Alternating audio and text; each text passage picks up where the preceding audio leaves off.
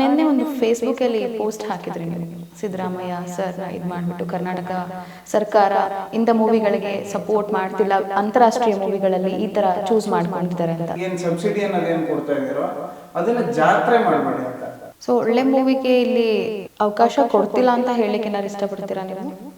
ನೀವು ಹೇಳ್ತಾ ಇರುವಷ್ಟು ಕಳಪೆಯಾಗಿ ಕನ್ನಡ ಸಿನಿಮಾ ಇಲ್ಲ. ಹೌದು, ನಿಜವಾಗ್ಲೂ. ನೀವು ಹೇಳಿದ್ರಿ ಎಲ್ರು ಇಲ್ಲ, ಯಾರು ಬರ್ತಿಲ್ಲ, ಇಲ್ಲ ನಾವು ಒಬ್ಬರೇ ಮಾಡ್ಲಿಕ್ಕೆ ಆಗೋದಿಲ್ಲ ಅಂತ.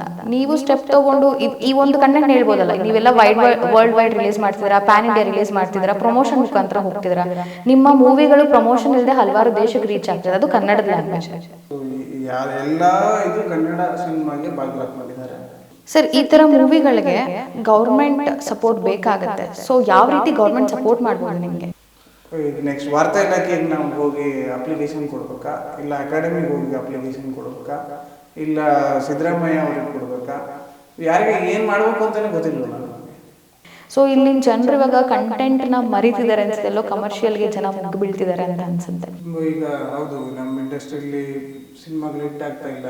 ಪೆದ್ರೋನು ನಿಮ್ಮದು ಫಸ್ಟ್ ಸಿನಿಮಾ ಬೂಸನ್ ಇಂಟರ್ನ್ಯಾಷನಲ್, ಅದು ಚಿತ್ರೋತ್ಸವ ಆಗಿತ್ತು.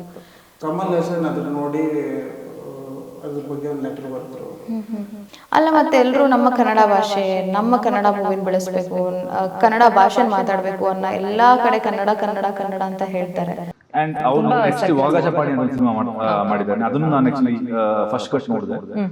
ಅಂದ್ರೆ ಅದ್ಭುತವಾಗಿರೋ ಫಿಲ್ಮ್ ಇದೆ. ಬಟ್ ಏನಂತಂದ್ರೆ, ಹೌದಾ ಸೆಲೆಕ್ಟ್ ಆಗಿದೆ ಒಳ್ಳೇದಾಗಲಿ ಅಂತ ಹೇಳೋದಕ್ಕೆ ಆಗದೆ ಇದ್ದವರು ಇಷ್ಟನ್ನೆಲ್ಲ ಮಾಡ್ತಾರೆ ಅಂತ ಎಕ್ಸ್ಪೆಕ್ಟ್ ಮಾಡಬಾರ್ದು. ಈಗ ಈ ಬಾಂಬ್ 300 ಕೋಟಿ ಹಾಕಿ ಬಾಂಬ್ ಆಗಿರೋ ಸಿನಿಮಾಗಳಿದೆಯಲ್ಲ, ಅದು KGF ಗಿಂತ ದೊಡ್ಡ ಸಿನಿಮಾನ ಚಿಕ್ಕ ಸಿನಿಮಾನ?